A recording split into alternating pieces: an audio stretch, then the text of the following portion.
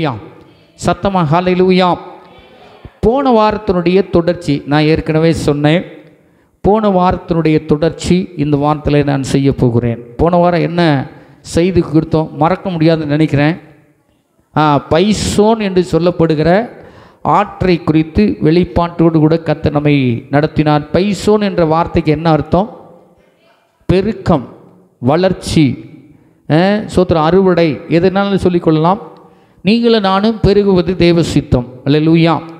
அந்த பெருக்கத்தை ஆண்டவர் இந்த நதியின் மூலமாக நீங்களும் நானும் பெருகிறதற்கு ஆண்டவர் சித்தம் கொண்டு தான் நம்மை படைத்திருக்கிறார் என்று சொல்லி அந்த பெருக்கத்தை குறித்து உங்களோடு கூட நான் பேசினேன். அல்லேலூயா. அதே போல் இன்றைக்கி திருப்பிக் கொள்ளலாம். இந்த 4 நதிகளுக்கும் ஒவ்வொரு அர்த்தம் இருக்கிறது. ஸ்தோத்திரம். நீங்கள் அதைத்தான் நம்ம இந்த 4 வாரங்களும் நம்ம வாசிக்க போகிறோம்.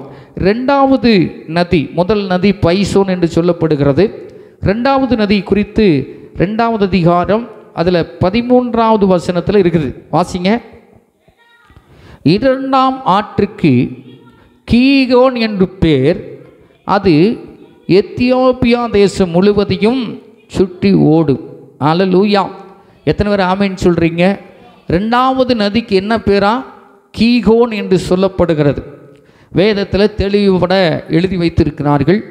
2ஆம் ஆற்றுக்கு கீகோன் என்று பேர், அது எத்தியோப்பியா தேசம் முழுவதையும் சுற்றி ஓடும். அல்லேலூயா. அப்போது இந்த கீகோன் என்று சொல்லப்படுகிற இந்த நதியினுடைய அர்த்தம் நீங்கள் கேட்டிங்கன்னா நீங்களும் நானும் புல்லரிச்சு போயிடுவோம். அல்லேலூயா. எத்தனை பேர் ஆமீன் சொல்கிறீங்க? நமக்குள்ள ஒரு பெரிய உற்சாகம் வரும், நமக்குள்ள ஒரு பெரிய உந்துதல் வரும். சோத்திரம். இந்த கீகோன் என்று சொல்லப்படுகிற இந்த நதிக்கு என்ன அர்த்தம் அப்படின்னா வெடித்து கிளம்புதல் என்று வேதத்தில் சொல்லப்பட்டிருக்கிறது. அல்லேலூயா. எத்தனை பேர் இருக்கிறீங்க? ஆமேன்னு சொல்லணும், இல்லை அல்லேலூயா சொல்லணும். ரெண்டும் சொல்லலைன்னா வேறு மாதிரி நினச்சிடுவாங்க. அல்லேலூயா. ஒன்று ஆமேன்னு சொல்லணும். ஆமேன்னு சொன்னால் இருக்கிறாங்கன்னு அர்த்தம். அல்லேலூயா சொன்னால் ஆள் இங்கே தான் இருக்குது. ஸ்தோத்திரம். அவருடைய அந்த ஆளுடைய கவனம் இங்கே தான் இருக்குது அப்படின்னு அர்த்தம். இல்லைன்னா ரெண்டுமே இல்லைன்னா ஆள் எங்கேயோ போயிட்டாருன்னு அர்த்தம். அல்லேலூயா. எத்தனை பேர் இங்கே இருக்கிறீங்க? உண்மையா பொய்யா? ஆகவே உயிர் இருக்குதுன்னா ஏதாவது ஒரு சவுண்டு இல்லைன்னா, மூச்சு இல்லைன்னா எதுவும் ஒன்றும் இல்லைன்னு சொல்ல முடியாது. அல்லேலூயா. ஆகவே நாம் பாருங்கள், ஸ்தோத்திர, கீகோன் என்று சொல்லப்படுகிற ஆற்றினுடைய பேர் என்ன அப்படின்னு, இது 2வது ஆறு ஏதேன் தோட்டத்தில் தேவன் உருவாக்கின ஆறாக இருக்கிறது. அல்லேலூயா.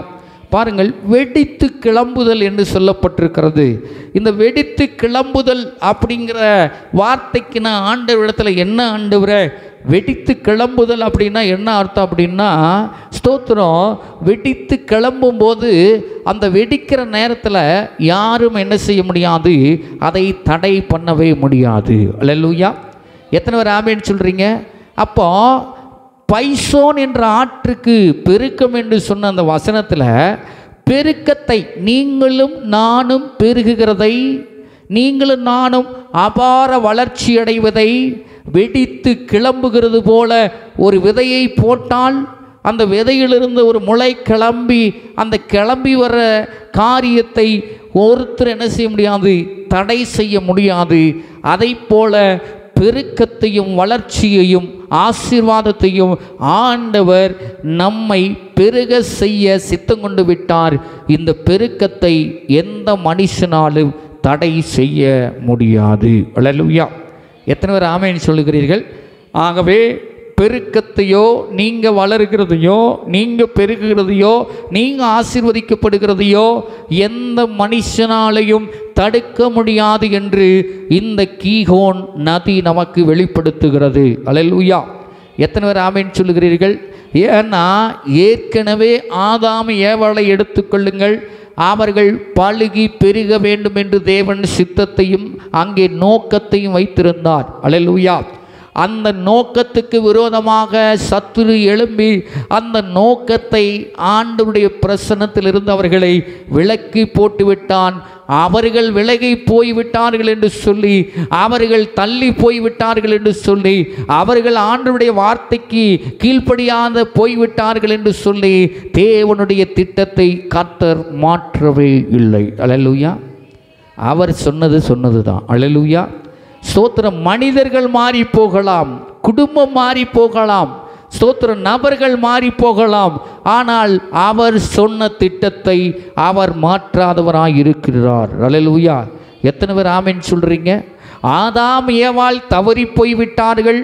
ஆதாம் ஏவாள் கர்த்தருடைய சொல்லுக்கு கீழ்ப்படியாமல் போய்விட்டார்கள் என்று சொல்லி தன்னுடைய திட்டத்தையோ தன்னுடைய தரிசனத்தையோ தன்னுடைய நோக்கத்தையோ அவர் அந்த ஏதோனோடு முடிக்காமல் அவர் தன்னுடைய திட்டத்தை நிறைவேற்றுவதற்கு, தன்னுடைய நோக்கத்தை நிறைவேற்றுவதற்கு, தரிசனத்தை நிறைவேற்றுவதற்கு அவர் வேலை செய்து கொண்டு இருக்கிறவராக இருக்கிறார். அல்லேலூயா, அல்லேலூயா.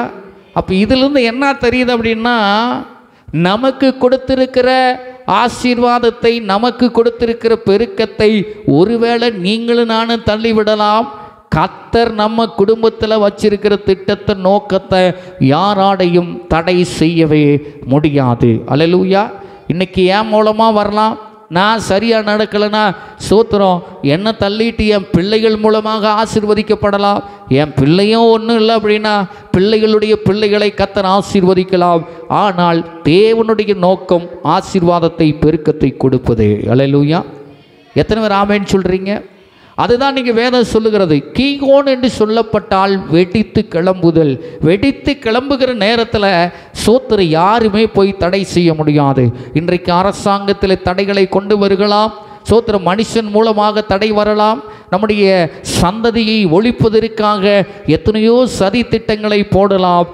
ஆண்டவர் வைத்த திட்டத்தை நிறைவேற்றுகிற வரைக்கும் அவர் உறங்குவதும் இல்லை, அவர் தூங்குவதும் இல்லை. அல்லேலூயா. எத்தனை பேர் வேணாலும் எழும்பட்டும், சோத்திரம், எழும்புகிறவர்கள் எழும்பிக்கொண்டே இருக்கட்டும். வேதம் அதைத்தான் சொல்லுகிறது. நம்முடைய பெருக்கத்தையும் வளர்ச்சியும் தடை செய்வதற்கு எந்த மனுஷனுக்கும், எந்த அந்தகார ஆவிகளுக்கும், வானமண்டலத்தின் பொல்லாத ஆவிகளுக்கோ தடை செய்வதற்கு அதிகாரம் இல்லை என்று வேதம் தெளிவாக சொல்லுகிறது. அல்லேலூயா. அதுதான் கீகோன். அப்போ வெடித்து கிளம்பு தெரியாம எல்லாரும் வேலை செஞ்சு கொண்டிருக்கிறார்கள். அல்லேலூயா. ஆண்டவரை குறித்து, தேவனை குறித்து, அவருடைய வல்லமையை குறித்து, அவருடைய செயல்பாட்டை குறித்து, அவருடைய ஸ்தோத்திரம் கிரிகளை குறித்து தெரியாமல் அவர்கள் என்ன செய்கிறாங்கன்னா பலவிதமான காரியத்தை செய்கிறார்கள். செய்ய செய்ய செய்ய கர்த்தருடைய நாமம் உயர்ந்து கொண்டே இருக்கும். அல்லேலூயா. எத்தனை பேர் ஆமென் சொல்கிறீங்க? ஆமாம். உங்களுக்கு விரோதமாக யாராவது எழும்புறாங்களா? உங்களுக்கு விரோதமாக யாராவது காரியங்களை நடப்பிக்கிறாங்களா? உங்களுக்கு விரோதமாக யாராவது ஏதாவது செய்கிறாங்களா? நீங்கள் ஸ்தோத்திரம் மனதில் நினைத்து கொள்ளக்கூடிய காரியம், நான் வெடித்து கிளம்பக்கூடியவன். அல்லேலூயா. என்னை தடை பண்ணணும்னு நினச்சா செதறிக்கிட்டே இருப்போம். அல்லேலூயா. எத்தனை பேர் ஆமென் சொல்கிறீங்க? நம்மளை ஒரு பக்கம் நிறுத்தவே முடியாது, முற்றுப்புள்ளி வைக்க முடியாது, முடிவு பண்ண முடியாது. இதோடு முடிஞ்சிருச்சுன்னு சொல்லி, இதோடு அவங்க அவுட்டுன்னு சொல்லி நம்மளை என்ன செய்ய முடியாது, அவர்கள் முடிவுக்கு கொண்டு வர முடியாது. எந்த அளவுக்கு முடிவுக்கு கொண்டு வரணும்னு நினைக்கிறாங்களோ அந்த அளவுக்கு இது வெடித்து சிதறிக்கொண்டே இருக்கும். அல்லேலூயா. எத்தனை பேர் ஆமென் சொல்கிறீங்க? கீகோன் படிக்கும்போது எனக்குள்ள அப்படி ஒரு த்ரில்லிங்.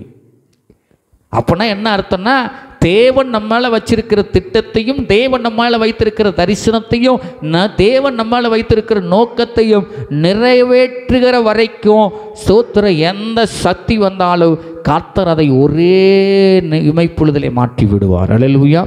ஏன்னா அவருடைய நோக்கம், அவருடைய திட்டம் நிறைவேறணும். அல்லேலூயா. எத்தனை பேர் ஆமென் சொல்கிறீங்க?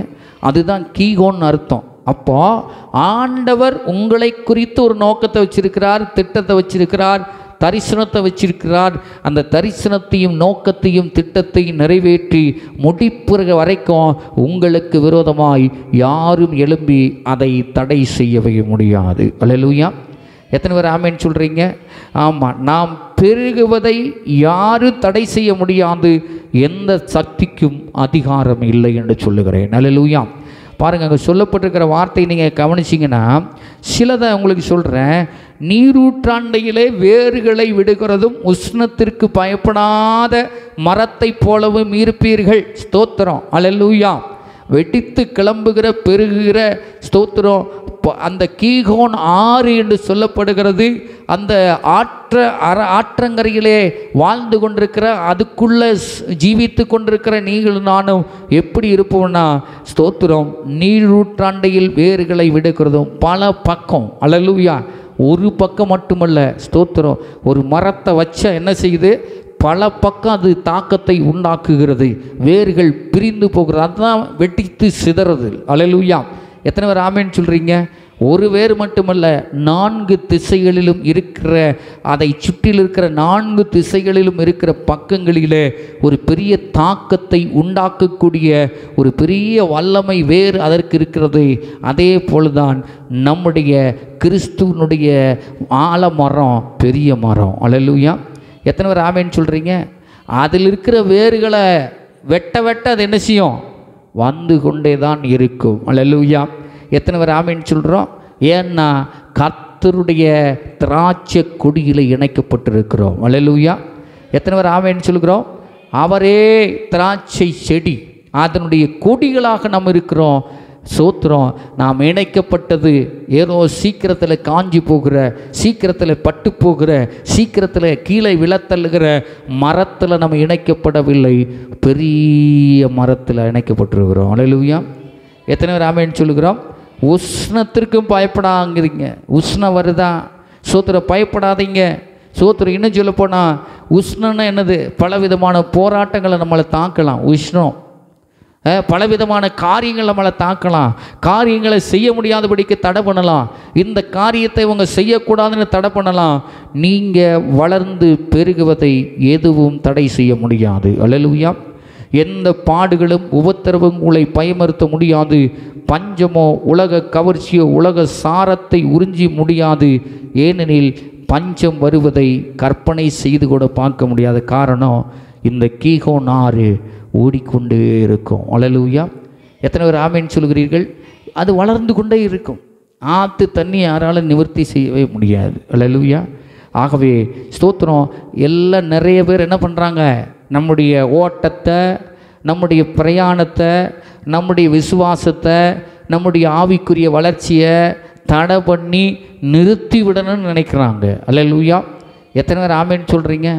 நிறைய அவிசுவாசிகளாம் பாருங்கள், ஆண்டவர் அறியாதவங்களாம் ஏதாவது ஒன்று சொல்லி சோத்திரம் நம்மளை நிறுத்திடணுன்னு பார்க்குறாங்க, தடை பண்ணிடணுன்னு பார்க்குறாங்க.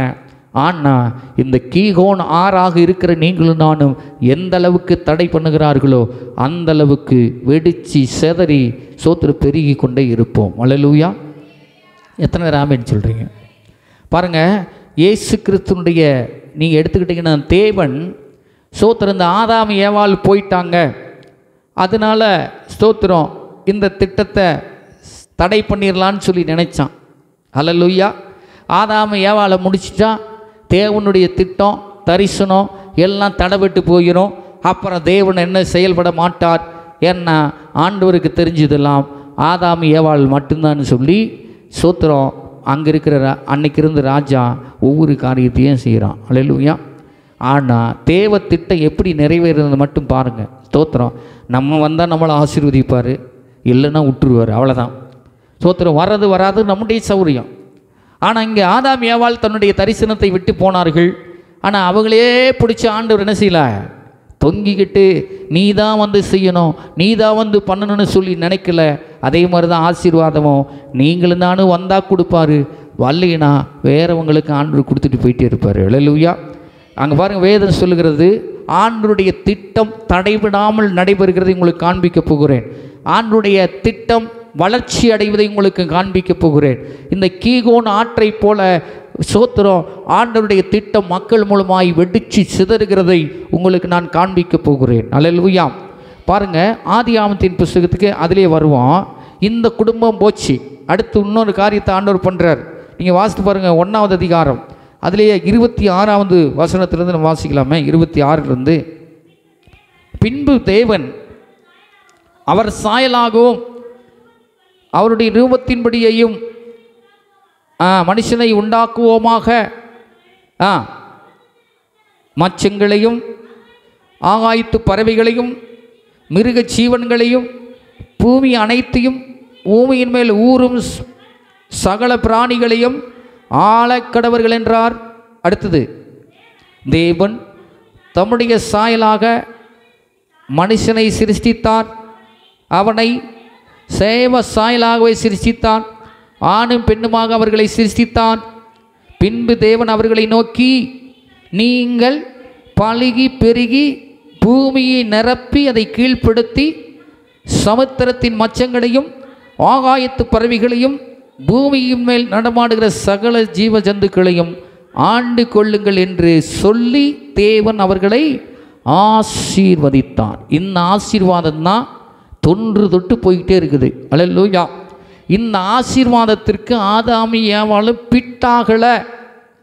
சோத்திரம். அவர்கள் ஆண்டவர் அந்த திட்டத்தை கொடுத்தார், தரிசனத்தை கொடுத்தார், நோக்கத்தை கொடுத்தார், எல்லாத்தையும் கொடுத்து கடைசீட்டில் சோத்திரம் நான் சொன்னது போல வெடித்து கிளம்புகிறதான அவர்கள் ஒரே இடத்துல தடை செய்யப்பட்டார்கள். அல்லேலூயா. எத்தனை பேர் ஆமென் சொல்லுகிறீர்கள்? நீங்களும் நானும் சாதாரணமான ஆள் இல்லை.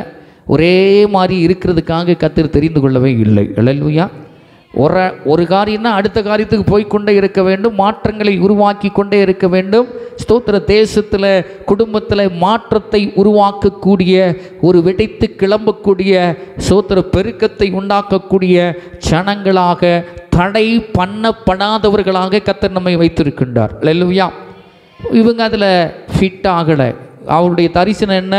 பழுகி பெருகி பூமியை நிரப்பி அதை ஆண்டு கொண்டு கீழ்ப்படுத்தி அதை அவர்களுக்கென்று வைத்து கொள்ள வேண்டும்.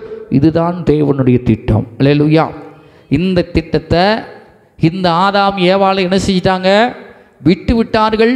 ஆனால் தேவன் விடாதவராக இருக்கிறார். அல்லேலூயா. எத்தனை பேர் ஆமென் சொல்லுகிறோம்?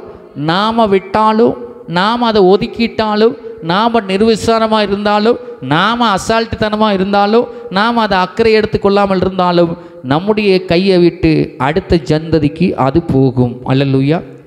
ஆனால் ஆண்டவர் நிறைவேற்றி கொண்டே இருப்பார். திட்டத்திற்காக அவர் உழைத்து கொண்டே இருப்பார், பிரயாசப்பட்டு கொண்டே இருப்பார். அந்த திட்டத்திற்கும் அந்த தரிசனத்திற்கும் நோக்கத்திற்கும் அவருடைய ஆசீர்வாதத்துக்கும் விடுதலைக்கும் சமாதானத்துக்கும் யார் இணைந்து போகிறாங்களோ அவர்களை கொண்டு கர்த்தர் காரியங்களை வாக்கி செய்து கொண்டு போய்கிட்டே இருப்பார். அல்லேலூயா. எத்தனை பேர் ஆமென் சொல்லுகிறோம்? இந்த ஆதாம் ஏவாள் விட்டாச்சு. இவங்க தடை பண்ணப்பட்டார்கள். மனுஷன் தடை பண்ணுவதற்கு தன்னை அர்ப்பணித்தான். ஆனால் ஆண்டவர் தடையை மேற்கொண்டு கடந்து செல்லுகிறவர். அல்லேலூயா. தடையை கண்டு மனுஷன் பயப்படுறான். கர்த்தர் என்ன செய்கிறாரு? தடையை உடைத்து இன்னொரு நிலைக்கு போகிறார். காமிக்கிறேன். அதோடு நின்றுல. தேவ திட்டம் நிறைவேறுவதற்கு கர்த்தர் எதையும் செய்வதற்கு அவர் வல்லவராக இருக்கிறார். மோசே ஸ்தோத்திரம் யாத்திராமத்தின் புஸ்தகத்துக்கு வருவோம். அங்கே பாருங்கள், ஒரு விசேஷித்த காரியத்தை சொல்லப்படுது. தடை பண்ண முடியாதுங்கிறத காமிக்கிறேன். ஸ்தோத்திரம் யாத்திராமத்தின் புஸ்தகம், அதில் ஸ்தோத்திரம் நீங்கள் 1வது அதிகாரத்துக்கு நீங்கள் வந்தீங்கன்னா, யாத்திராமத்தின் புஸ்தகம் 1வது அதிகாரம் வருவோமே. 1வது அதிகாரத்தில் மிக தெளிவாக அங்கே ஸ்தோத்திர தேவனுடைய திட்டம் தடைபடாத செயல்படுகிற காரியத்தை அங்கே தேவன் நமக்கு சொல்லுகிறவராக இருக்கிறார். இந்த ஸ்தோத்திர எகிப்துக்கு கொண்டு போகப்பட்ட ஜனங்கள், ஸ்தோத்திரம் எகிப்துக்கு தேவ ஜனங்கள் அங்கே இருக்கிறார்கள். ஸ்தோத்திரம் அந்த யாத்திராமத்தின் புஸ்தகத்தில் நீங்கள் ஸ்தோத்திரம் 7வது வசனத்தை வாசிக்கலாம். இஸ்ரவேல் புத்திரர் மிகுதியும் பழுகி ஏராளமாய் பெருகி பலத்திருந்தார்கள், தேசம் அவர்களால் நிறைந்திருந்தது. இன்றைக்கி மனுஷனுக்கு இதாயா பிடிக்கல? தேசத்தில் கிறிஸ்துவை ஏற்றுக்கொண்டிருக்கிற ஜனங்கள் பெருகுகிறதை கண்டு பயப்படுகிறார்கள். அல்லேலூயா. இந்த பயம் என்ன செய்கிறது? இந்த ஜனங்கள் பெருகக்கூடாது என்பதை நோக்கமாக வைத்து தடை செய்வதற்குண்டான இந்த பெருக்கத்தை வெடித்து கிளம்புகிற ஸ்தோத்திர இந்த பெருக்கத்தை தடுக்க வேண்டும் என்று சொல்லி உலகத்தில் அநேக மனிதர்கள் எத்தனைத்து கொண்டிருக்கிறார்கள். அல்லேலூயா. மோசேயினுடைய காலத்தில் அது நடந்துச்சு. அல்லேலூயா. ஆதாம் ஏவாள் காலத்திலேயே பிசாசு அதை செய்தான் முடிக்க விடலாம் என்று. அந்த தேவ திட்டம் பழுகி பெருகி ஆசீர்வதிக்கப்படுவதே, இந்த பழுகி பெருகி ஆசீர்வதிக்கப்படுகிறதை முதல் மனிதர்களாகிய ஆதாம் ஏவாளமாக பிசாசு என்ன செஞ்சிட்டானா? முடித்து விட்டான். அல்லேலூயா. ஆனால் தேவன் அது போனா போட்டுன்னு இழுத்து மூடலை. அடுத்த ஸ்தோத்திரம் கட்டத்திற்கு ஆண்டவர் செயல்படுகிறவராக இருக்கிறார். ஸ்தோத்திரிங்க. என்ன நடக்குது? இஸ்ரவேல் ஜனங்கள் எகிப்து தேசத்திலிருந்து அழைக்கப்பட்டு போன ஜனங்கள். ஸ்தோத்திரங்க. ஸ்தோத்திரம் வாசித்து பாருங்க. 5வது வசனம் ஸ்தோத்திர வாசிங்க. யோசேப்போ அதற்கு முன்னமே எகிப்தில் போயிருந்தான். யாக்கோபின் கற்ப பிறப்பாகிய யாவரும் 70 பேர். ஸ்தோத்திர யோசேப்பும் அவனுடைய சகோதரர் யாவரும் அந்த தலைமுறையார் எல்லோரும் மரணம் அடைந்தார்கள். அல்லேலூயா. எகிப்து தேசத்தில் ஸ்தோத்திரம் அவர்கள் வனாந்திரத்திலிருந்து மீட்கப்பட்டு ஸ்தோத்திரம் அந்த எகிப்து தேசத்தில் இருக்கிறதான அந்த யோசேப்பினுடைய அந்த ஸ்தோத்திரம் நாட்களிலே, யோசேப்பு அரசாண்ட நாட்களிலே 70 பேர் என்ன செய்தார்கள்? அந்த ஸ்தோத்திரம் எகிப்து தேசத்தில் இருந்தார்கள். அல்லேலூயா. அப்போ அந்த 70 பேரை கொண்டு தான் ஸ்தோத்திரம் ஆண்டவர் 30 லட்சம் ஜனங்களை கர்த்தர் உருவாக்குகிறார். அல்லேலூயா. எத்தனை பேர் ஆமென் சொல்லுகிறீங்க? அந்த 70 பேர் கொண்ட அந்த கும்பலில் இருந்து தான் கர்த்தருடைய சந்ததியை எழும்புது. அப்போ யோசேப்பு அவனுடைய சகோதரர்கள் யாவரும் அந்த தலைமுறையார் எல்லாரும் மரணம் அடைந்தார்கள். ஸ்தோத்திரம். இது எகிப்தில் இருக்கும்போது அவர்கள் விடுவிக்கப்படவில்லை. நன்றாக புரிந்து கொள்ளுங்கள். எகிப்தில் அடிமைத்தனமாக பண்ணப்பட்ட அந்த நாட்களில் பேசிகிட்டு இருக்கிறேன். ஸ்தோத்திரம். யோசேப்பு மரித்து விடுகிறான். யோசேப்பு இருந்தால் கூட இஸ்ரவேல் ஜனங்களுக்கு ஒரு பெரிய விமோச்சனம் உண்டாகும். இப்போ என்ன ஆகிப்போச்சு அப்படின்னா, எகிப்தின் ராஜா இறந்து விடுகிறான், யோசேப்பும் இறந்து விடுகிறான். யோசேப்பை அறியாத ஒரு ராஜா வருகிறான். ஸ்தோத்திரம். அறிந்த ராஜா போயிட்டான். இப்போ என்ன ஆகுது அப்படின்னா, இந்த யோசேப்பினுடைய நாட்களில் இருந்த அந்த இஸ்ரவேல் ஜனங்களுக்கு ஸ்தோத்திரம் அனுசரையோ கரிசனையோ ஸ்தோத்திரம் அனுமதியோ மற்ற சுயாதீனமாக இருப்பதற்கோ எந்த விதமான சூழ்நிலையும் இல்லை. அல்லேலூயா. எத்தனை பேர் ஆமென் சொல்லுகிறீர்கள்? ஆகவே இப்போ வேறொரு ராஜா வந்த உடனே இந்த ராஜா இஸ்ரவேல் ஜனங்களை கவனித்து கொண்டிருக்கிறான். கவனித்து கொண்டிருக்கிற நேரத்தில் நம்முடைய ஆண்டுடைய திட்டம் முன்ன சொன்னது போல பெருக்கமடைகிறதை பார்க்கிறான். இஸ்ரவேல் ஜனங்கள் விடித்து கிளம்புகிறது போல ஜனத்தொகை பெருகிறதை பார்க்கிறான். ஸ்தோத்திரம். ஆசீர்வதிக்கிறதை பார்க்கிறான். எல்லாத்தையும் பார்த்துட்டு அங்கே பாருங்கள் சொல்லப்பட்டிருக்கிறது, பலத்து இருக்கிறார்கள், தேசம் அவர்களால் நிறைந்திருந்தது. இதுதான் கடைசி காலத்தில் நடக்க போகிற சம்பவம். அல்லேலூயா. இந்திய தேசம் முழுவதும் இயேசுவின் தேசமாய் மாறப்போகிறது. அல்லேலூயா. எத்தனை பேர் ஆமென் சொல்லுகிறோம்? இதுக்குத்தான் இன்றைக்கு பலவிதமான பிரச்சனைகள், போராட்டங்கள் தடுப்பதற்கு பழகி பலத்து பெருகிடுவார்கள் என்று சொல்லி பயத்தில் தடுப்பதற்கு இன்றைக்கு ஏராளமான கூட்டங்கள் தேசத்தில் எழும்பி தடை செய்ய வேண்டும் என்று நினைக்கிறார்கள். எத்தனை பார்வோன்கள் வந்தாலும், எத்தனை ஜனங்கள் வந்தாலும் இந்த கிறிஸ்துவை திட்டத்தை மாற்றவே முடியாது. அல்லேலூயா. அது பெருகி கொண்டே இருக்கும். அல்லேலூயா. இந்திய தேசம் இயேசுவின் தேசமாய் மாறுகிற வரைக்கும், இயேசுனுடைய ஸ்தோத்திரம் திட்டங்கள் நிறைவேறு வரைக்கும் இயேசு ஓய்ந்திருக்க மாட்டார். அல்லேலூயா. கர்த்தரும் ஓய்ந்திருக்க மாட்டார். அதற்கு செயல்படுகிற ஜனங்களை கொண்டு கர்த்தர் காரியங்களை வாய்க்கை செய்து கொண்டே இருப்பார். அல்லேலூயா. அப்போது இங்கே இஸ்ரவேல் தேசத்தில் இருந்த ஜனங்கள் போனது கொஞ்சம் பேர். ஸ்தோத்திரம். போனது கொஞ்சம் பேர் போனாங்க. போய் அங்கே அடிமைகளாக இருந்தார்கள். இருந்து யோசேப்பு காலத்தில் கொஞ்சம் நல்ல காரியங்கள் கிடைச்சிது. அதுக்கப்புறம் கடைசி நாட்களிலே ஒரு நல்ல அனுசரை பெற்றார்கள், இறந்து போயிட்டாங்க. அதுக்கப்புறம் வேற ராஜா வரும்போது இப்படிப்பட்ட பெருகி இருக்கிற காரியத்தை அவன் பார்க்கின்ற போது ஒரு காரியத்தை செய்கிறான். 10வது வசனத்தை நீங்கள் வாசித்து பாருங்க. வாசிங்க. அவர் பெருகாதபடிக்கும், அவர்கள் பெருகாதபடிக்கும் ஒரு யுத்தம் உண்டானால் அவர்களுக்கு நம்முடைய பகைஞனோடு கூடி நமக்கு விரோதமாக யுத்தம் பண்ணி தேசத்தை விட்டு புறப்பட்டு போகாதபடிக்கும் நாம் அவர்களை குறித்து ஒரு உபயம் பண்ண வேண்டும் என்றான். அல்லேலூயா. இப்போ பெருகிற தடுக்கிறதுக்கு ஒரு திட்டம் போடுறாங்க. ஸ்தோத்திரம். எல்லாரையும் கூப்பிட்டு வச்சு ஒரு திட்டத்தை போடுறாங்க. நம்ம அவங்க பெருகாதபடிக்கு பண்ணணும். நம்ம நாட்டை விட்டு அவங்க என்ன செய்யக்கூடாது? போகவும் கூடாது. அல்லேலூயா. அப்படின்னா என்ன அர்த்தம்? அடிமைகளாகவே வாழ்ந்து அவர்கள் செத்துவிட வேண்டும். அல்லேலூயா. இதற்குத்தான் ஸ்தோத்திரம், அங்கிருந்து ஒரு இரட்சகனை கர்த்தர் தெரிந்து கொள்ளுகிறார். அல்லேலூயா. எத்தனை பேர் ஆமென் சொல்கிறீர்கள்? இப்படி ஆண்டவருடைய ஸ்தோத்திரம். நான் சொல்கிறேங்க, உலகத்தில் எத்தனை திட்டங்கள் போட்டாலும் கர்த்தருடைய திட்டத்தை எவனாலையும் புரிந்து கொள்ளவே முடியாது. அல்லேலூயா. எத்தனை பேர் ஆமென் சொல்கிறோம்? மனுஷன் போடுகிற திட்டம் வெளியரங்கமாகிவிடும், கர்த்தர் போடுகிற திட்டத்தை, ரகசியத்தை யாராலும் புரிந்து கொள்ளவே முடியாது. அல்லேலூயா. இந்த எகிப்தில் இருக்கிற ராஜா திட்டம் போடுறான், இந்த ஜனங்க எழும்பக்கூடாது, இவர்களை தடை பண்ணிவிட வேண்டும், இதற்கு நம்ம ஏதாவது செய்ய வேண்டும் என்று ராஜா ஒரு புறத்தில் திட்டத்தை போடுகிறார். ஸ்தோத்திரம்.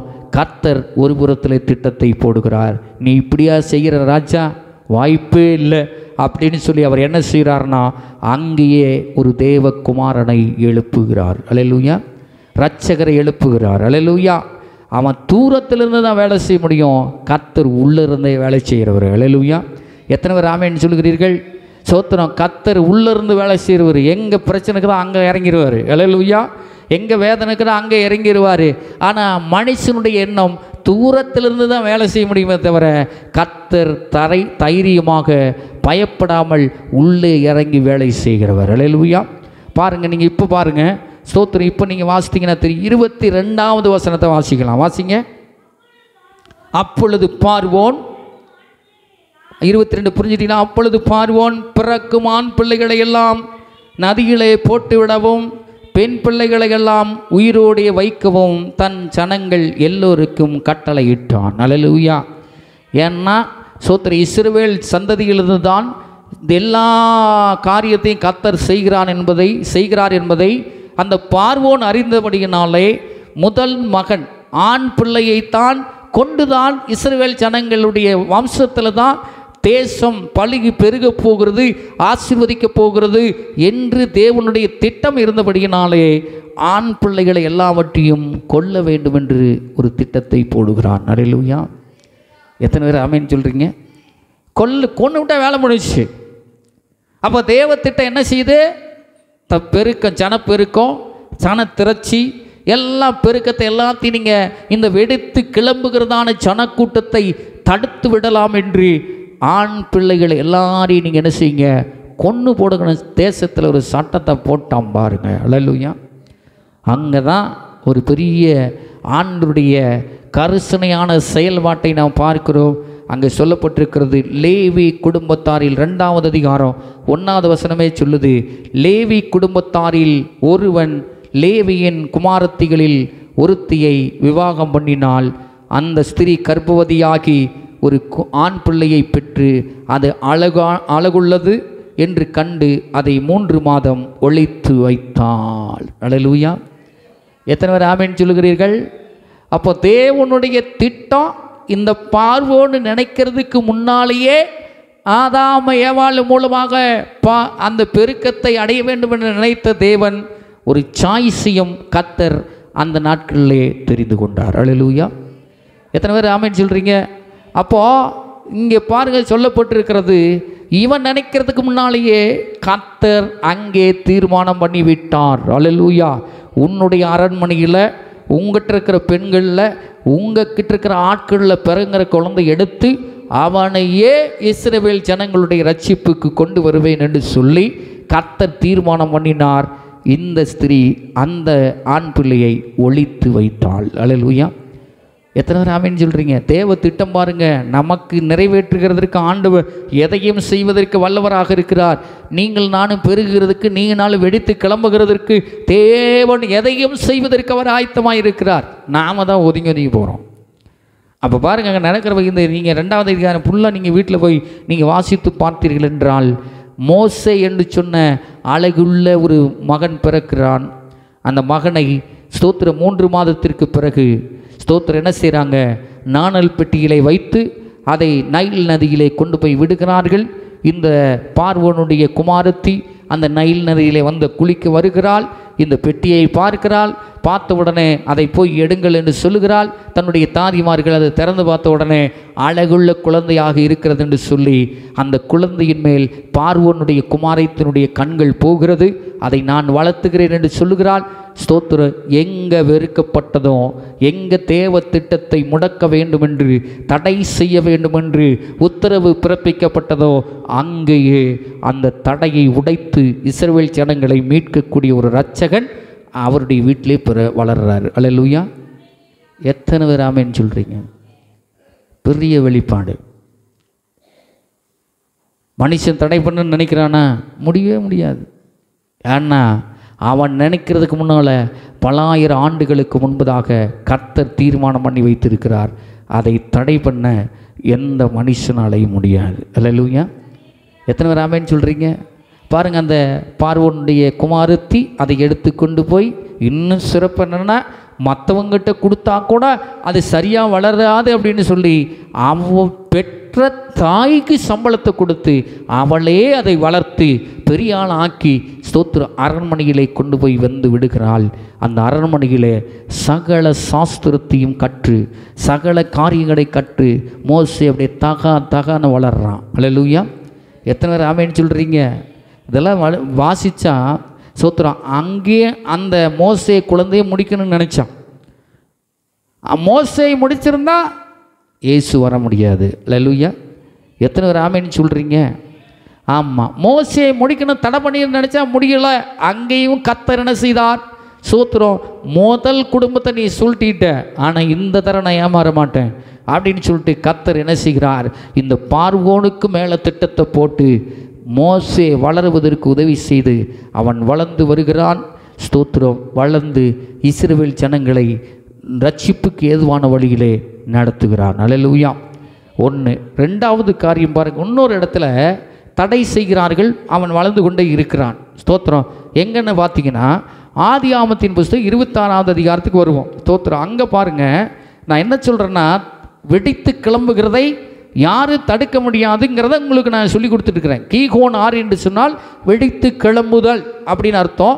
இந்த வெடித்து செதறி கிளம்பி பெருக்கத்தை யாருமே தடுக்க முடியாது என்பதை உங்களுக்கு நான் காட்டி கொடுக்குறேன். 26வது அதிகாரம் அதில் 12வது வசனத்திலிருந்து நம்ம வாசிக்கலாம். ஈசாக்கு அந்த தேசத்தில் விதை விதைத்தான், கர்த்தர் அவனை ஆசீர்வதித்ததினால் அந்த வருஷத்தில் 100 மடங்கு ஆசீர்வாதத்தை அவன் என்ன செய்தான்? பெற்று கொண்டான். அல்லேலூயா! சோத்திரம், எல்லாரும் எகிப்துக்கு ஓடுறாங்க. இவன் இருக்கிறது கேரார் என்று சொல்லப்படுகிற அந்த தேசத்தில், அந்த கிராமத்தில் இருக்கிறான். கேரார் என்று சொல்லப்படுகிற ஊரில் இருக்கிறான். இப்போ இந்த எகிப்து தேசத்தை நோக்கி ஓடுகிறார்கள். அன்றைக்கு எகிப்தில் யோசேப்பின் மூலமாக சேர்க்கப்பட்ட, அந்த தரிசனத்தின் மூலமாக சேர்க்கப்பட்ட தானியங்கள், அந்த தானியம் எகிப்தில் நல்லா செழிப்பாக இருக்கிறது, எகிப்தில் எல்லாம் கொடுக்குறாங்கன்னு சொல்லி என்ன செய்கிறாங்க? ஸ்தோத்திரம், ஓடுகிறார்கள். இந்த ஈசாக்கு என்ன செய்கிறான்னு ஒரு முடிவு எடுக்கிறான், நம்மளும் அங்கேயே போயிடுவோம் அப்படின்னு சொல்லி முடிவெடுக்கும் பொழுது கர்த்தர் சொல்கிறாரு, நீ இங்கே ஏறு. அல்லேலூயா! எத்தனை பேர் ஆமென் சொல்லப்படுகிறது பாருங்கள். அவர் அந்த ஸ்தோத்திரம், அந்த தேசத்திலே ஆண்டவர் சொன்ன வார்த்தைக்கு அவன் கீழ்ப்படிந்து, அங்கே பஞ்சம், நல்லா புரிஞ்சுக்கிடுங்க, பஞ்ச காலத்தில் தான் சோத்திர ஜனங்கள்லாம் எகிப்தை நோக்கி ஓடினாங்க. சும்மா இருக்கும்போது ஓடலை. பஞ்சம்னா அப்போ ஏற்பட்ட பஞ்சத்தில் இருந்தாங்க. ஈசாக்கு ஸ்தோத்திரம், அந்த விதை விதைக்கிற நாட்கள் பார்த்திங்கன்னா கொடிய பஞ்சம். அந்த பஞ்சத்தின் நாட்களே, வறட்சியின் நாட்களிலே ஸ்தோத்திரம், அந்த நாட்களில் தேவனுடைய வார்த்தையை கேட்டு அவன் விதை விதைக்கிறான். அந்த வருஷத்தில் அவனை கர்த்தர் ஆசீர்வதித்தபடினால் 100 மடங்கு பலன் பெற்றான். அல்லேலூயா! இது தேவனுடைய திட்டம். இந்த திட்டத்தை தடுக்க யாராலும் முடியாது. ஸ்தோத்திரம். ஒருவேளை எல்லாரும் ஓடி போனாலும் கர்த்தருடைய வார்த்தையை நம்பி இருக்கிறவர்களுக்கு தன்னுடைய திட்டத்தை இந்த வார்த்தையின் மூலமாக நிறைவேற்றுகிறதை பார்க்கிறோம். அல்லேலூயா! எத்தனை பேர் ஆமென் சொல்லுகிறோம்? அங்கே மோசே நீக்கப்பட்டு அந்த திட்டத்திற்கு ஆண்டவர் பயன்படுத்தினார். இங்கே தேவ திட்டத்தை அறிந்து தேவனுடைய வார்த்தைக்கு கீழ்ப்படிந்து அவன் செயல்பட்டபடியினாலே 100 மடங்கு ஆசீர்வதிக்கப்பட்டான். அப்போ ஆதீனத்திலேயே ஈசாக்கு இப்படிப்பட்ட நாட்கள் வரும். இந்த நாட்களில் ஓடுவாங்க. இந்த ஓடுற நாட்களில் இவனை நாம் இங்கே இருக்க வைக்க வேண்டும். அவன் அதை விதைக்க வேண்டும், அதை நான் ஆசீர்வதிக்க வேண்டும், அதை அவன் பெற்றுக்கொள்ள வேண்டும் என்பது தேவனுடைய திட்டமாக இருக்கிறது. ஒருவேளை ஜனங்கள் இவனை இழுக்கிற மாதிரி ஓடி இருக்கலாம், இவனும் ஓடி இருந்தானா தடைப்பட்டிருக்கும். அல்லேலூயா. எத்தனை பேர் ஆமென் சொல்கிறீர்கள்? தேவனுடைய வார்த்தைக்கு கீழ்ப்படி நடக்கும் பொழுது கர்த்தர் நமக்கு ஆசீர்வாதத்தை தருகிறார். இதை விட ஒரு பெரிய சிறப்பு, தடை பண்ண வளர்ந்து கொண்டே இருந்தான். அதை தான் உங்களுக்கு சொல்ல வரேன். 26, 17, 24 சோத்திரம். 26வது அதிகாரம் 17வது வசனத்திலிருந்து வாசிக்கலாம். அப்பொழுது ஈசாக்கு அவ்விடம் விட்டு புறப்பட்டு கேராரில் பள்ளத்தாக்கிலே கூடாரம் போட்டு அங்கே குடியிருந்த. மொத்தமாக ஸ்டேனாக என்ன ஆகி போயிடுச்சு, அங்கேயே குடியிருக்க மனது வந்துருச்சு. வாழ்நாள் ஃபுல்லாக அங்கேயே இருக்கலாம்னு முடிவு பண்ணிட்டான். முடிவு பண்ணி கூடாரத்தை போட்டு அவன் என்ன பண்ணுறான்னா அங்கே உட்காந்துருக்கிறான். இங்கே உட்காந்துருக்கும்போது ஸ்தோத்திரம் ஒரு காரியம் நடக்கிறது. இங்கே இருக்கிற ஜனங்கள்லாம் என்ன பண்ணுறாங்க, இவனை தடை பண்ணி விட வேண்டும் என்று சொல்லி பார்க்குறாங்க. இங்கே பாருங்கள், தடையை நீக்கி கர்த்தர் என்ன பண்ணுறாரு, ஒரு காரியத்தை செய்கிறாரு. வாசிங்க. அப்பொழுது ஈசாக்கு 17வது வசனம். சரி, இது நீங்கள் மேலேருந்து வாசிக்கலாம், மேலேருந்து வாசிக்கலாம். 15வது வசனம்.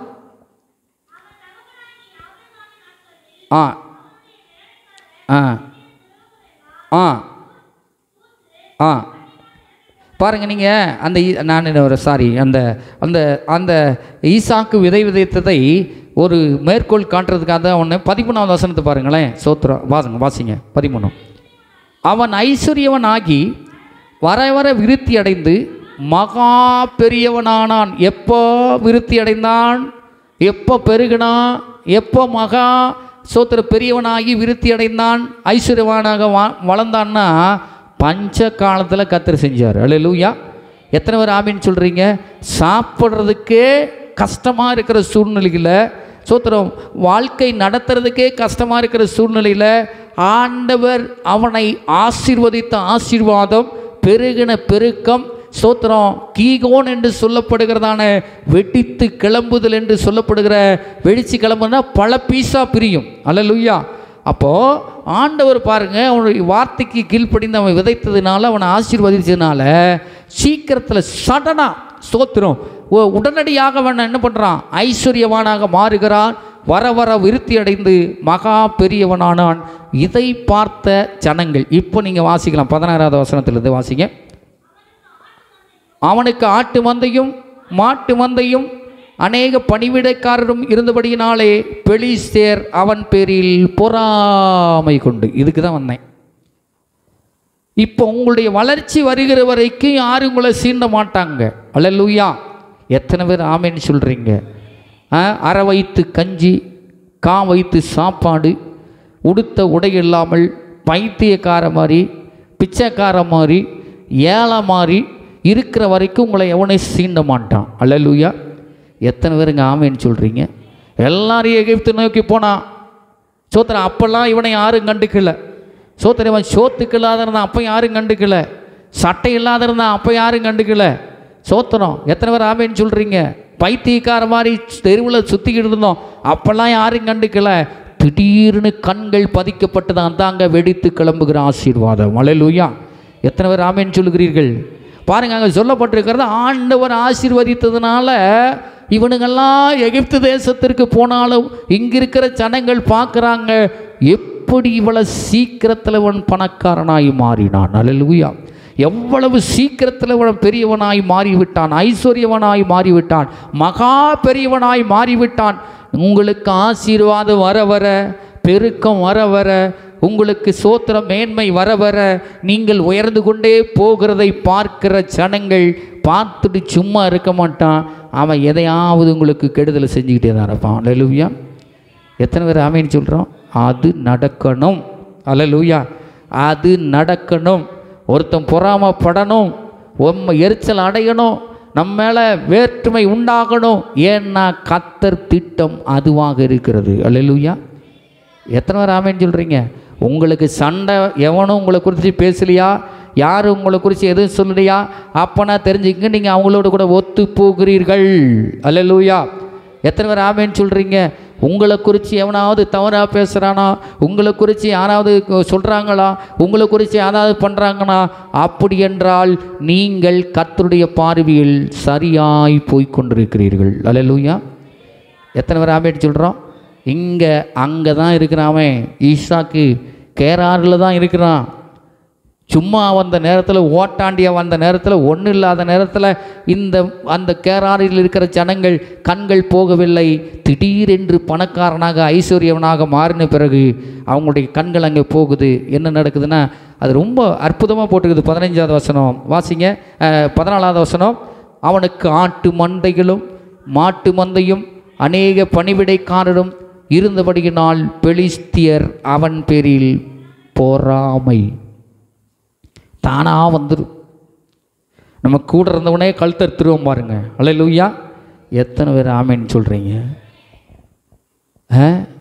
கூட இருந்துக்கிட்டே இருக்கிற மாதிரி தான் இருக்கும், நல்லா பேசுகிற மாதிரி தான் இருக்கும், அப்படியே வாழைப்பழத்தில் ஊசி ஏற்றுற மாதிரி தான் பேசுவாங்க. ஆனால் உள்ளுக்குள்ளே பூரா வளர்ந்துட்டானே, பெருகிட்டானே, ஆசீர்வதிக்கப்பட்டுட்டானே, ஐயோ எனக்கு மேலே போயிட்டானே என்று பொறாமையின் ஆவி உள்ளே செயல்பட்டு இந்த நம்முடைய ஆசீர்வாதத்தை தடை பண்ணி விடுகிறது. தேவன் தடை பண்ணுகிறவர் அல்ல, நம்முடைய எண்ணங்களே நம்முடைய ஆசீர்வாதத்தை தடை பண்ணிடுது. அல்லேலூயா. பாருங்கள், பொறாமை கொண்டு அடுத்தது என்ன நடக்குது பாருங்கள், வாசிங்க.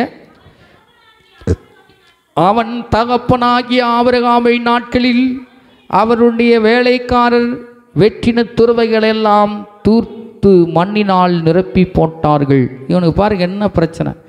எப்படியாவது கவுக்கணும், எப்படியாவது அவனை கீழே தள்ளணும். இதுதான் ஸ்தோத்திரம் உலகத்தினுடைய கண்ணோட்டமாக இருக்கிறது. அல்லேலூயா.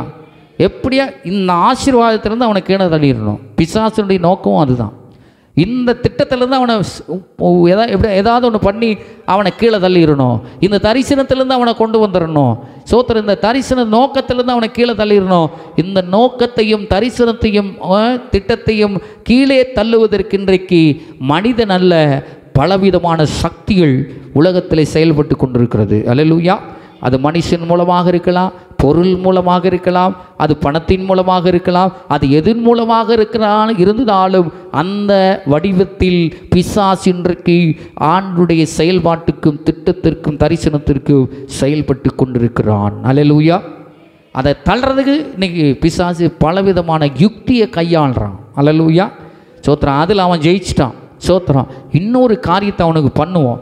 அவங்க அப்பா வச்சிருந்த அந்த துறவையெல்லாம் மூடிட்டான். இவன் தண்ணிக்கு என்ன பண்ணுவான்? செத்தே மடிஞ்சு போகணும். அல்லேலூயா. எத்தனை பேர் ஆமேன்னு சொல்கிறீங்க? இவன் கூட போன கூட்டம் நிறையா இருக்குது.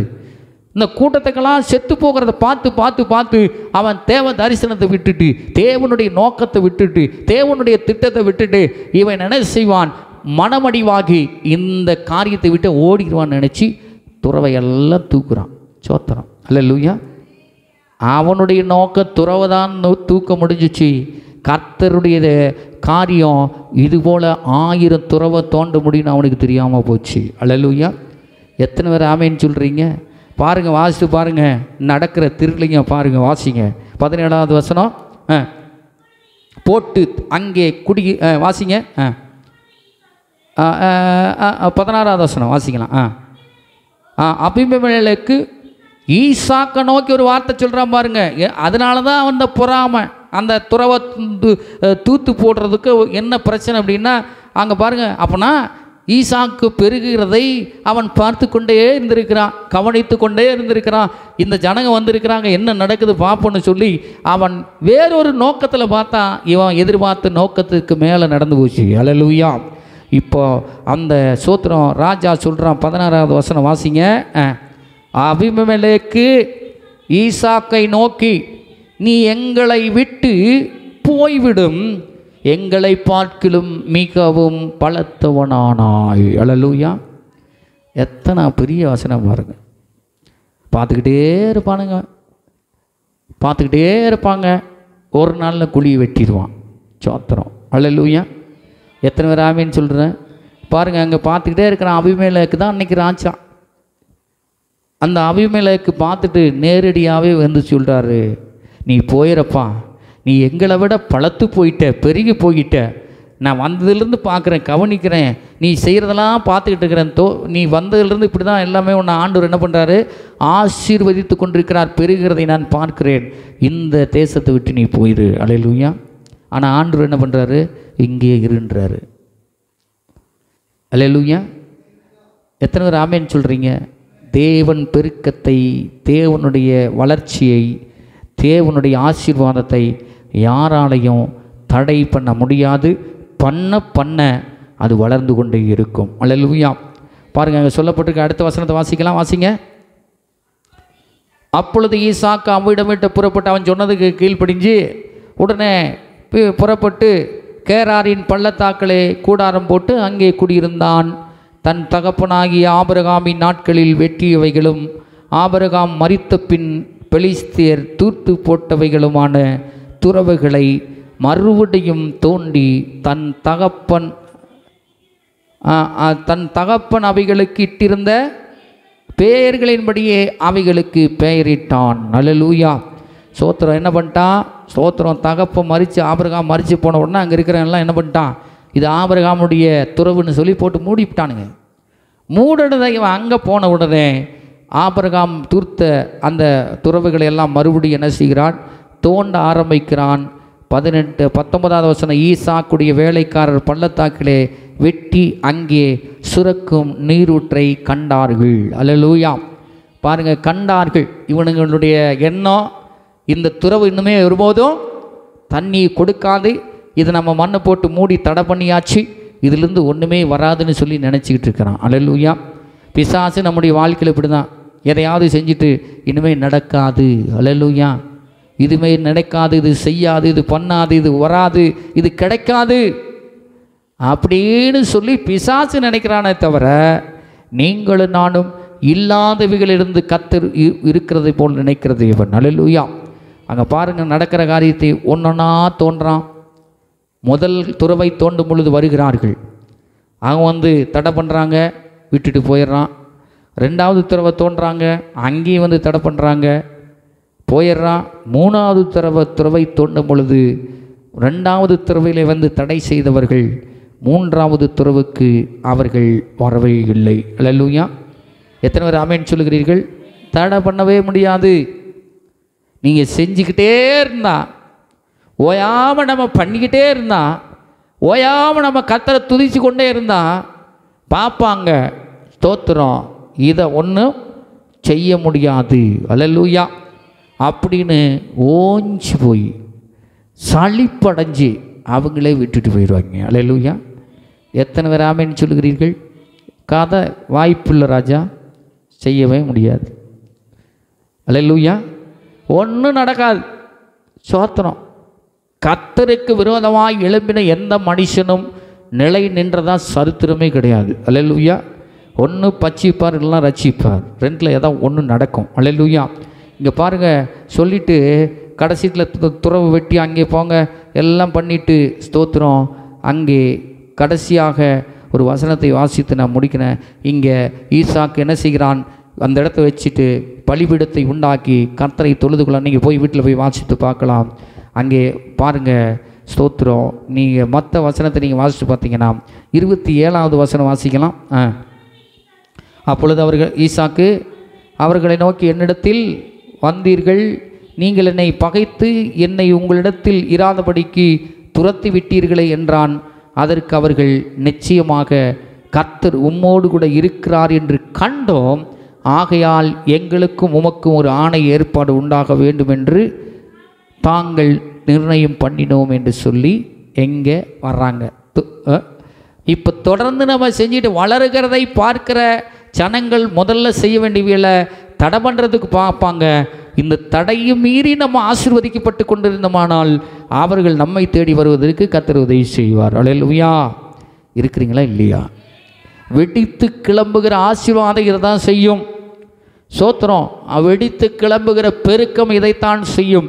சோத்திரம். கடைசியாக ஒன்று சொல்லிட்டு நான் முடிக்கிறேன், அது உங்களுக்கு தெரியும். இப்போது நான் என்ன சொல்லி கொண்டு வரேன்னா, வெடித்து கிளம்புகிற ஆசீர்வாதத்தை, பெருக்கத்தை எந்த மனுஷனாலும் தடை பண்ண முடியாது. ஏன்னா இந்த பெருக்கத்தை கர்த்தர் 2024 வருஷத்துக்கு முன்னாலேயே இதை கர்த்தர் அவர் சித்தம் கொண்டு விட்டார். அல்லேலூயா. எத்தனை ராமேன்னு சொல்லுகிறோம். ஆகவே பாருங்கள் சோத்திரம். இங்கே ஈசாக்கு காலங்கள் பழைய ஏற்பாட்டு காலம்லாம் முடிஞ்ச உடனே சோத்திரம் இன்னொரு வசனத்தை நீங்கள் வாசித்து பாருங்கள். புதிய ஏற்பாட்டில் மத்தேயுக்கு வருவோம். ஸ்தோத்திரம். அங்கேயும் தடை பண்ணுறதுக்கு இன்றைக்கே தான் செஞ்சிட்ருக்கான். 2024 வருஷம் ஆயிடுச்சு. அன்னைக்கு செய்த அதே காரியத்தை இன்றைக்கே செஞ்சுக்கிட்டு தான் இருக்கான், தொடர்ந்துக்கிட்டு தான் இருக்குது. கர்த்தர் அதை தடை பண்ணுகிறது எல்லாத்தையும் நிவர்த்தி செய்து கொண்டு தான் இருக்கிறார். அல்லேலூயா. இங்கே வாருங்க, வாசித்து பாருங்கள். இது கடைசி முடிவு எண்டு. மத்தேயு சுவிசேஷம் 2வது அதிகாரம் 13வது வசனத்திலிருந்து நம்ம வாசிப்பு. இதை வாசித்து முடிக்க போகிறேன். ஸ்தோத்திரம். இருங்க, திருப்பிக்கலாம். 2வது அதிகாரம் 13வது வசனம் வாசிக்கலாம். அவர்கள் போன பின்பு கர்த்தருடைய தூதன் சொப்பனத்திலே யோசேப்புக்கு காணப்பட்டு, ஏரோது பிள்ளையை கொலை செய்ய தேடுவான். ஆதலால் நீ எழுந்து பிள்ளையையும் அதன் தாயையும் கூட்டிக் கொண்டு எகிப்துக்கு ஓடிப்போய், நான் உனக்கு சொல்லும் வரைக்கும் என்ன செய்யாதீங்க, வராத, அங்கே இரு என்றான். அவன் எழுந்து இரவிலே பிள்ளையையும் அதன் தாயையும் கூட்டிக் கொண்டு எகிப்துக்கு புறப்பட்டு போய் ஏரோதியின் மரணம் பரியந்தம் அங்கே இருந்தான். எகிப்திலிருந்து என்னுடைய குமாரனை வரவழைத்தேன் என்று தீர்க்கதரிசியின் மூலமாய் கர்த்தரால் உரைக்கப்பட்டது நிறைவேறும்படி இப்படி நடந்தது. அல்லேலூயா. இங்கே என்ன நடக்குது? ஸ்தோத்திரம். ஏரோது இயேசு கிறிஸ்துனுடைய சகாப்தத்தை தேவன் ஆதாம் ஏவாளை கொண்டு செய்ய நினைத்தார், அங்கே தடைப்பட்டு விட்டது. அப்புறம் மோசேயை கொண்டு செய்ய நினைத்தார், மோசேயை ஒப்பு கொடுத்து இஸ்ரவேல் ஜனங்களை கொண்டு வந்தார். கொண்டு வந்த பிறகு இஸ்ரவேல் ஜனங்கள் ஆசீர்வதிக்கப்பட்டு வனாந்தரத்தில் வந்தாங்க, அதெல்லாம் நமக்கு தெரியும். அப்போது இங்கே ஈசாக்கினுடைய கதைகளை பார்த்தோம். அங்கே தடை செய்ய வேண்டும் என்று நினைத்தார்கள், அங்கே ஆண்டவர் வெற்றி பெற்றார். இங்கே 3வது 4வது காரியத்தில் பார்க்குறோம். இயேசுவின் நாட்களில் ஸ்தோத்திரம், தீர்க்கதரிசிகள் மூப்பர்கள் எல்லாம் முடிஞ்சு போய் இயேசு கிறிஸ்து சொன்ன மாதிரியே தாவீதின் சந்ததியிலே இயேசு கிறிஸ்து பிறக்கிறதுக்கு சித்தம் கொண்டார் தேவன். அல்லேலூயா. இப்போ என்ன ஆகி போச்சே? ஸ்தோத்திரம். மரியாளுடைய வயிற்றில் குழந்தை பிறந்து இருக்கிறது. இந்த குழந்தையை பார்க்குறதுக்கு, இயேசுவை பார்க்குறதுக்கு அங்கே நீங்கள் வாசித்து பார்த்தீங்கன்னா அங்கே சொல்லப்பட்டிருக்கிறது. போய் எல்லாமே ஸ்தோத்திரம் பார்த்துட்டு வர்றாங்க. அங்கே போகும்போது பார்த்தீங்கன்னா அங்கே சொல்லப்பட்டிருக்கிறது. யார் போய் பார்க்குறாங்க இந்த அதிகாரத்தில்? சாஸ்திரிகள். ஸ்தோத்திரம். ரகசியமாய் அழைத்து நட்சத்திரம் காணப்பட்ட காலத்தை குறித்து அவர்களிடத்தில் திட்டமாய் விசாரித்து, 7வது வசனம், நீங்கள் போய் பிள்ளையை குறித்து திட்டமாய் விசாரியுங்கள், நீங்கள் அதை கண்டறிந்த பின்பு நானும் வந்து அதை பணிந்து கொள்ளும்படி எனக்கு அறிவியுங்கள் என்று சொல்லி அவர்களை பெத்லகேமுக்கு அனுப்பினான். ராஜா சொன்னதை அவர்கள் கேட்டு போகையில், இதோ அவர்கள் கிளை கண்ட நட்சத்திரம் பிள்ளை இருந்த இடத்திற்கும் மேல் வந்து நிற்கும் வரைக்கும் அவர்களுக்கு முன் சென்றது. அவர்கள் அந்த நட்சத்திரத்தை கண்டபோது மிகுந்த ஆனந்த சந்தோஷம் அடைந்தார்கள். அவர்கள் அந்த வீட்டுக்குள் பிரவேசித்து பிள்ளையும் அதன் தாயாகிய மரியாளையும் கண்டு சாஸ்தாங்கமாய் விழுந்து அதை பணிந்து கொண்டு தங்கள் பொக்கிஷங்களை திறந்து பொன்னையும் தூக்குவர்க்கத்தையும் வெள்ளைப்போளத்தையும் அதற்கு காணிக்கையாக வைத்தார்கள். அல்லேலூயா. சாஸ்திரிகளை போய் பார்க்குறாங்க. சாஸ்திரிகள் பார்த்த பிறகு சாஸ்திரிகளிடத்துல ஒரு காரியத்தை ஏதாவது சொல்லி அனுப்புகிறான். என்ன, பிள்ளை எங்கே இருக்குதுன்னு பார்த்துட்டு எனக்கு வந்து சொல்லுங்கள், நானும் போய் பார்க்குறேன்னு சொல்லி அவன் வேறொரு திட்டத்தை போடுறான். அல்லேலூயா. எத்தனை பேர் ஆமேன்னு சொல்கிறீங்க? வேறொரு திட்டத்தை போடுறான். சாஸ்திரிகள்கிட்ட போய் சொல்கிறான். ஆனால் அவனுடைய திட்டம் என்ன? இந்த குழந்தையை கொல்ல வேண்டும். அல்லேலூயா. எத்தனை பேர் ஆமேன்னு சொல்கிறீங்க? அப்போ ஏரோது சொல்லி அனுப்பின சாஸ்திரிகள் போய் பார்த்தது உண்மை, அங்கே நலம் விசாரித்தது உண்மை, கொண்டு போய் கொடுத்ததெல்லாம் உண்மை, சோத்திரம் போனது உண்மை, திரும்பினது வேற. அல்லேலூயா. கர்த்தர் அங்கேயும் ஒரு காரியத்தை செய்கிறார். அல்லேலூயா. சோத்திரம். எந்த பிள்ளையை கொல்ல வேண்டும் என்று நினைத்தானோ அதே பிள்ளை ஸ்தோத்திரம் அவனுக்கு விரோதமாக எழும்பி ஜனங்களை ரட்சிப்பதற்கு அது சித்தம் கொண்டது. அல்லேலூயா. அப்போ தேவனுடைய திட்டம், நம்மளை வச்சிருக்கிற திட்டம் அழியாது. மனுஷன் திட்டத்தை விலக்கி போயிடுவான். அல்லேலூயா. அப்போ வெடித்து கிளம்புதல் என்றால் தடை பண்ண முடியாது. அல்லேலூயா. தடை பண்ண முடியாது. நாம் வளர்வதையும் நாம் பெருகுவதையும் நாம் ஆசீர்வதிக்கப்படுவதையும் நாம் ஸ்தோத்திரம் இந்த உலகத்தில் ஸ்தோத்திரம் பெருகி வளருவதை எந்த மனுஷனாலையும் தடை பண்ண முடியாது என்பதை இந்த வசனம் தெளிவாக சொல்லுகிறது. அல்லேலூயா. இயேசு கிறிஸ்து வரைக்கும் உங்களுக்கு காட்டி கொடுத்துட்டேன். அப்போது இன்னும் போனீங்கன்னா அப்போஸ்தலர் காலத்தில் நடந்தது இருக்குது. அவங்க செஞ்சு முடிச்சது இன்றைக்கி நம்மகிட்ட கையில் கொடுத்துருக்குறாங்க. ஸ்தோத்திரம், இதெல்லாம் முடிஞ்சிருச்சு. அவர்கள் காலத்தில் ஸ்தோத்திரனுடைய திட்டத்தை தடை செய்த காரியங்களை எல்லாத்தையும் மாற்றி இந்த காலத்தில் நம்முடைய கையில் தேவனுடைய திட்டம் வந்திருக்கிறது. நம்முடைய கையில் இந்த திட்டம் வந்திருக்கிறதுக்கு விரோதமாக தடை செய்வதற்கு எத்தனை சக்திகள் வந்தாலும் அதையும் மேற்கொண்டு கர்த்தர் காரியங்களை செய்வதற்கு அவர் ஆயத்தம் உள்ளவராக இருக்கிறார் என்பதை நானும் நீங்களும் மறந்துவிடக்கூடாது. அல்லேலூயா. எத்தனை பேர் ஆமென் சொல்லுகிறோம்? ஆகவே ஸ்தோத்திர கீகோன் என்றால் வெடித்து கிளம்புதல். வெடித்து கிளம்புதல் என்று சொல்லப்படுகிறதற்கு யாராலையும் தடை செய்ய முடியாது. அல்லேலூயா. நீங்கள் நான் பெறுகிறத ஆசீர்வதிக்கப்படுகிறத ஸ்தோத்திரம் நம்ம ஆசீர்வாதமாக இருக்கிறத தேவ திட்டத்தை நிறைவேற்றுகிறதை தரிசனத்தை நிறைவேற்றுகிறதை நோக்கத்தை நிறைவேற்றுகிறதை எந்த மனுஷனுக்கும் எந்த அந்தகார வல்லமைக்கும் சக்தி இல்லை என்பதை நீங்கள் நான் புரிந்து கொள்ள வேண்டும். அல்லேலூயா. அதனால தான் ஸ்தோத்திரம் அதை ஆதாம் ஏவாள் இருக்கிற ஏதேன் தோட்டத்தில் நதியின் மூலமாக வெளிப்பாட்டை கர்த்தர் தருகிறார். அல்லேலூயா. கீகோன் என்று சொல்லப்பட்டால் வெடித்து கிளம்புதல். வெடித்து கிளம்புகிற போது தடை பண்ண முடியாது. அல்லேலூயா. இதுதான் அந்த செய்தியினுடைய தலைப்பினுடைய சாராம்சம். அல்லேலூயா. ஆகவே திட்டம் நிறைவேறும், யார் மூலமாக வேணாலும் நிறைவேறும். ஆனால் தடை பண்ணுற கூட்டம் ஒரு நாள் பணியும் முழங்கால் படியோடும். அதான் சோத்திர நாவுகள் யாவும் அறிக்கை செய்யும், முழங்கால்கள் யாவும் முடங்கும். முடங்குகிற நாட்கள் மிக சீக்கிரத்திலே கர்த்தர் வைத்திருக்கிறார். அல்லேலூயா. எத்தனை ராமன் சொல்கிறோம்? முழங்கால் படிக்கிட்டு கர்த்தரை நோக்கி பார்க்கலாம். ஆண்டவர் இன்றைக்கு நல்ல ஒரு சத்தியத்தை கர்த்தர் நமக்கு கற்றுக் கொடுத்திருக்கிறார். ஸ்தோத்திரம். கீகோன் என்று சொன்னால் வெடித்து கிளம்புகிற கூட்டம். அல்லேலூயா. நீங்கள் நான் அப்படி தான் வச்சிருக்கிறார். வெடித்து கிளம்புகிற ஆசீர்வாதம், வெடித்து கிளம்புகிற பெருக்கம், வெடித்து கிளம்புகிற ஆரோக்கியம். ஸ்தோத்திரம். அப்படின்னா எண்ணிக்கைக்கு அதிகமாக ஸ்தோத்திரம் எண்ண முடியாத அளவுக்கு ஆசீர்வாதத்தை கர்த்தர் வச்சிருக்காங்க. அதான் வெடித்து கிளம்புதல். ஆகவே இன்றைக்கு நீங்கள் நானும் ஆண்டுடைய கரத்தில் ஒப்பு கொடுப்போம். எங்களை அப்படியாய் நீர் பயன்படுத்துகிறதற்காக நன்றி.